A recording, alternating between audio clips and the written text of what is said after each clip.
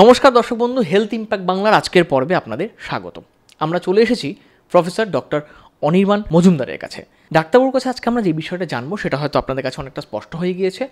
Diabetes রোগীদের পায়ের সমস্যা, পায়ে কী কী সমস্যা হয়, কেন হয়, সেটা থেকে কী করে বাঁচবো, পা ফুলে যাওয়া, পায়ে ক্ষত তৈরি হওয়া, এমন পরিণত দেখা যায় যেখানে পা বাদও যেতে পারে একজন ডায়াবেটিস রোগীর। এতটাই ভয়ঙ্কর এই রোগ। অর্থাৎ ডায়াবেটিস রোগীরা আমাদের এই ভিডিওটি শেষ পর্যন্ত দেখবেন। আপনাদের পায়ে যেন কোনো সমস্যা না হয় সেই জন্য আমরা বিশিষ্ট চিকিৎসক, শহরের নামজাদা চিকিৎসকের কাছে এসেছি আপনাদের জন্য, আপনাদের পরামর্শের জন্য। ডাক্তারবাবু, স্বাগত হেলথ ইম্প্যাক্ট বাংলায়। আমি ডক্টর অনির্বাণ মজুমদার, আমি professor KPC medical college Kolkata. আমি এখানে ফর দ্য লাস্ট 17 ইয়ার্স আমি ইনস্টিটিউটের সঙ্গে যুক্ত, ডায়াবেটিস ডিপার্টমেন্টে বা এন্ডোক্রিন ডিপার্টমেন্টে। ডাক্তারবাবু, আজকে যে বিষয়টা নিয়ে আপনার কাছে আসা সেটা হচ্ছে যে ডায়াবেটিস রোগীদের পায়ের সমস্যা অত্যন্ত কমন। এটা আপনি এতদিন ধরে দেখছেন, কিন্তু এটা কেন হয়? মানে প্রত্যেকটা ডায়াবেটিস পেশেন্ট যাদের সুগার আছে তাদের কি প্রত্যেকেরই এটা হবে, নাকি যাদের হচ্ছে তাদের কেন হচ্ছে? প্রথমে এটা একটু বলুন। ডায়াবেটিক পেশেন্টদের সবচাইতে কমনেস্ট প্রবলেম হচ্ছে যে তাদের নার্ভটা একটু ড্যামেজ হয়। এর প্রিভ্যালেন্স ডায়াবেটিক পেশেন্টদের মধ্যে ভেরি হাই। আমাদের নিজেদের রিসার্চ পাবলিকেশনে আমরা দেখেছি মোটামুটি 60 to 80% ডায়াবেটিক পেশেন্টের পায়ে কিছু একটা নিউরোলজিক্যাল অ্যাবনর্মালিটি থাকে, মিনিমাম থেকে ম্যাক্সিমাম অবধি। তো 60 to 80% is very high number. কিন্তু পায়ের সিগনিফিক্যান্ট প্রবলেম, মানে একদম আলসার হয়ে যাওয়া বা গ্যাংগ্রিন হয়ে যাওয়া বা পা কেটে বাদ দেওয়া, এটার প্রিভ্যালেন্স কিন্তু এত না। এটা একটা স্মল ফ্র্যাকশন অফ দ্য পেশেন্টের হয়। আর বেশিরভাগ ক্ষেত্রে এইটা হওয়ার কারণ আমরা সবসময় পায়ের ব্যাপারে বলি, পাটাকে আমাদেরকে প্রিভেন্ট করতে হবে। ডায়াবেটিক ফুট হচ্ছে এমন একটা রোগ যেটা হচ্ছে প্রিভেন্টেবল। তো এটা প্রিভেন্ট করাটাই হচ্ছে সবচেয়ে ইম্পর্ট্যান্ট কাজ।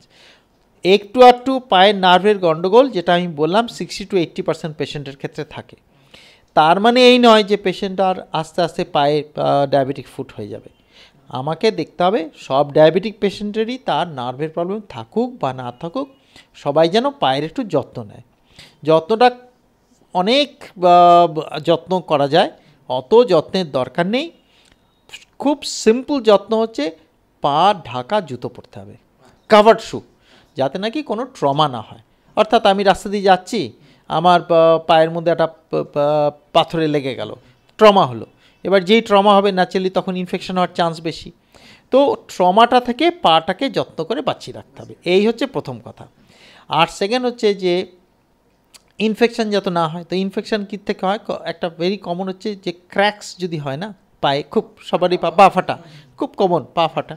ওই পা ফাটা থাকতে থাকতে পা ফাটার মধ্যে দিয়ে অনেক সময় একটু ইনফেকশান ঢুকে যেতে পারে। তো সেই জন্য আমরা বলি পাটাকে সবসময় একটু ক্রিম টিম লাগিয়ে রাখবেন, লাগিয়ে রাখলে পা যেন না ফাটে। মোজা পরে থাকবেন, ময়শ্চারাইজার লাগাবেন, ব্যাস। আপনি যদি পা ঢাকা জুতো পরে থাকেন, রাত্রিবেলায় যদি একটু পাটা পরিষ্কার করে নিয়ে একটু একটু একটু সাবান দিয়ে একটু পরিষ্কার করে নিয়ে, আমরা তো এমনিতেই রোজ সন্ধ্যার সময় স্নান করি বা পা পরিষ্কার করে নিয়ে একটু ক্রিম লাগিয়ে রাখলেন। আর ডে টাইমে আপনি জুতো পরে মোজা পরে আপনি ঘুরবেন, ছেলে মেয়ে নির্বিশেষে।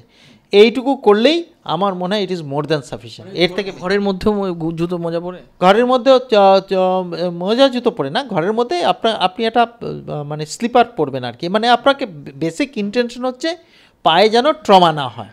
এবার আপনি তো আপনার ঘরের মধ্যে তো কোনো সময় কাঁচ বা কিছু একটা পরে থাকতে পারে, সেইখান থেকে যেন ইনজুরি না হয়। তার মানে আপনি খালি পায়ে হাঁটবেন না। সবচেয়ে মেইন প্রবলেম হচ্ছে চ্যালেঞ্জ ঘর না, চ্যালেঞ্জ হচ্ছে আপনার রিলিজিয়াস প্লেস।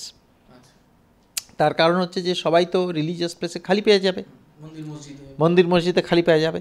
এই যে খালি পা, এবং ওখানে যদি কোনো আপনার ধরুন কোনো কিছু পড়ে টড়ে থাকে যেখানে পাটা ইঞ্জুরি হলো। আর একটা হচ্ছে যে আপনার গরমকালে হয়ে যায়, গরম হয়ে যায়, হিট, ওই যে কে বলে ভীষণ, ওইটা করলে পায়ে ইঞ্জুরি হয়ে যায়। সেই যে সেই ইঞ্জুরিটা থেকে অনেক সময় আপনার ডায়াবেটিক ফুট শুরু হয়। তো কাজেই পায়ের যত্ন প্রত্যেক ডায়াবেটিক পেশেন্টকে করতে হবে। যে মুহূর্তে আপনি ডায়াবেটিক, আপনি একটা পায়ের যত্ন করবেন। এই যে আপনি বলছেন ইনজুরি কথা, এটা একটা আছে, আরেকটা আছে হচ্ছে পাটা ফুলে যাওয়া, একেবারে একেবারে গোদের মতো ফুলে যাচ্ছে পা পা এরকম, সেটা কেন হয়, মানে ডায়াবেটিক পেশেন্টদের সেটা কেন হবে? না না, পা ফুলে যাওয়া আপনার ডায়াবেটিক ফুট নয়। পা ফুলে যাওয়া বেশিরভাগ ক্ষেত্রেই আমরা দেখি কিন্তু প্রেশার ওষুধের জন্য পা ফোলে, ভেরি কমনলি। কিছু ডায়াবেটিসের ওষুধ আছে তাতে পা ফোলে, আর ডায়াবেটিস যাদের কিডনি সমস্যা থাকে তাদের অনেক সময় পা ফোলে। সো এই যদি ডায়াবেটিসের সঙ্গে তার যদি হার্টের প্রবলেম থাকে বা তার লিভারের প্রবলেম থাকে তাহলে পা ফোলে। হ্যাঁ, তো এটার সঙ্গে ডায়াবেটিক ফুট খুব একটা রিলেটেড না। তবে যদি কোনো পেশেন্টের যদি দেখা যায় তার ডায়াবেটিক ফুট হয়েছে, তার ঘা হয়ে গেছে, আলসার হয়ে গেছে, সেই ক্ষেত্রে একটু ফোলা হতে পারে, কিন্তু পা ফোলা মানে ডায়াবেটিক ফুট নয়। না, পা ফোলা মানে হচ্ছে তার অন্য কোনো কারণ আছে। তা হয় তার কিডনিতে প্রবলেম আছে, নয় তার কোনো ওষুধ খাচ্ছে, নয় অন্য কোনো কারণে হয়েছে। তাহলে একটা জিনিস এখানে পরিষ্কার হলো যে পা ফোলার যে সমস্যা সেটা কিন্তু ডায়াবেটিক ফুট নয়, সেটার জন্য কিন্তু অন্য কোনো সমস্যা আপনার শরীরে বাসা বেঁধেছে, সেদিকটা সচেতন হবেন। এইখানে আরেকটা প্রশ্ন আসবে রাখতে হবে, আপনি কিছুক্ষণ আগে বললেন যে পায়ে কোনো ইনজুরি থেকে ডায়াবেটিক ফুট হতে পারে, ক্ষত তৈরি হতে পারে, সেখান থেকে ইনফেকশন হয়ে গিয়ে ভয়ঙ্কর আকার ধারণ করতে পারে। তাহলে যদি কারো পায়ে কোনো রকম ইনজুরি হয়, কোনো ইনফেকশন হয় বা কোনো ক্ষত তৈরি হলো, তার প্রিভেনশন সে কীভাবে সেটাকে ট্রিট করবে? সে তো ওটা নিজে ট্রিট করতে পারবে না, এটা নিজে ট্রিটমেন্ট করার মতো নয়। এটা আপনার আমি যেটা বললাম, 1 নম্বর হচ্ছে পায়ের নার্ভটা একটু ড্যামেজ থাকে, আর 2 নম্বর হচ্ছে পায়ের আর্টারিতে অনেক সময় ড্যামেজ থাকে। তো এই দুটো জায়গায় ড্যামেজ থাকে, হয় আর্টারি, নয় নার্ভ, নয় দুটোই। তো যদি কারো দেখতে হবে যে তার যে পায়ের যে ক্ষতটা বা আলসারটা হয়েছে, সেই আলসারটা কিসের জন্য হয়েছে। সো আইদার তো তার নার্ভটা খারাপ হওয়ার জন্য এই আলসারটা তৈরি হয়েছে, অথবা তার আর্টারিটা গণ্ডগোল করার জন্য এই ক্ষতটা তৈরি হচ্ছে। সো দুক্ষেত্রে চিকিৎসা ব্যবস্থা আলাদা। কেননা যদি ব্লাড ভেসেলের প্রবলেম থাকে তাহলে তো তাকে একজন ভাস্কুলার সার্জন দেখাতে হবে যে ব্লাড সাপ্লাইটাকে রেস্টোর করবে। আর যদি তার নার্ভের প্রবলেম যদি হয়ে থাকে তাহলে একটা আপনার তাহলে এক রকমের অফলোডিং বলি আমরা, ওই একটা অফলোডিং একটা ব্যবস্থা নিতে হবে। সেটা করলে পারে ধীরে ধীরে ঘাটা আপনার আস্তে আস্তে শুকাবে। ইট উইল টেক টাইম, 6 সপ্তাহ 8 সপ্তাহ টাইম লেগে যাবে, বাট শুকিয়ে যাবে। কিন্তু পেশেন্টকে ধৈর্য ধরে অপেক্ষা করতে হবে। তাহলে ডাক্তারবাবু, এই যে ডায়াবেটিক পেশেন্টদের নার্ভের সমস্যা যেটা বলছেন, পায়ের নার্ভের সমস্যা, এটা মানে কি নিজের অজান্তেই তো হয়ে যায়, নাকি এটার কোনো কারণ আছে? মানে কারণ তো ব্লাড সুগার বেশি থাকলে পারে পায়ের নার্ভটা ড্যামেজ হয়ে যায়। তো সেই নার্ভটা ড্যামেজ হওয়ার জন্য তার ওখানে তখন যদি বাই চান্স ইনজুরি হয়, শুধু নার্ভ ড্যামেজ হলে তো কোনো অসুবিধা নেই, নার্ভ ড্যামেজ হয়েছে কোনো অসুবিধা নেই। কিন্তু যেই আপনার ইনজুরি হবে তখনই জিনিসটা গন্ডগোলটা শুরু হলো। তো সেই জন্য আমরা বলি নার্ভ ড্যামেজটা ডায়াবেটিক পেশেন্টে, আমি যেটা বললাম প্রায় 60 to 80% পেশেন্টের নার্ভ ড্যামেজ অল্প বিস্তর একটু থাকে, ওতে কিছু যায় আসে না, ওটা কিছু যায় আসে না। আপনি পায়ের যত্ন নিন, আপনার পায়ে ইনজুরি যদি না হয় ওইটুকু নার্ভ ড্যামেজে কিছু যায় আসে না, ও ঠিক থাকবে।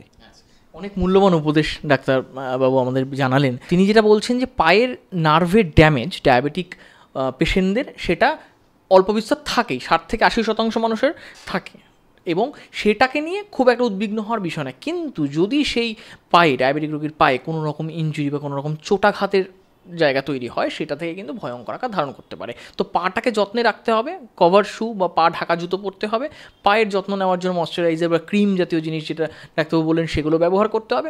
এবং পাটাকে যদি যত্নে রাখতে পারেন তাহলে ডায়াবেটিক ফুট বা সেখান থেকে ক্ষত, সেখান থেকে ইনফেকশন বা বড় কোনো ক্ষতির হাত থেকে আপনি বাঁচতে পারবেন। এই পরামর্শগুলো মেনে চলুন। আর এই ডায়াবেটিক ফুট বা এই সংক্রান্ত যদি অন্য কোনো প্রশ্ন থাকে তাহলে আমাদের কমেন্ট বক্সে জানান। আপনাদের প্রশ্ন নিয়ে কিন্তু আমরা প্রফেসর ডক্টর অনির্বাণ মজুমদারের কাছে আবার আসবো। অনেক ধন্যবাদ দর্শক বন্ধু আমাদের সঙ্গে থাকার জন্য।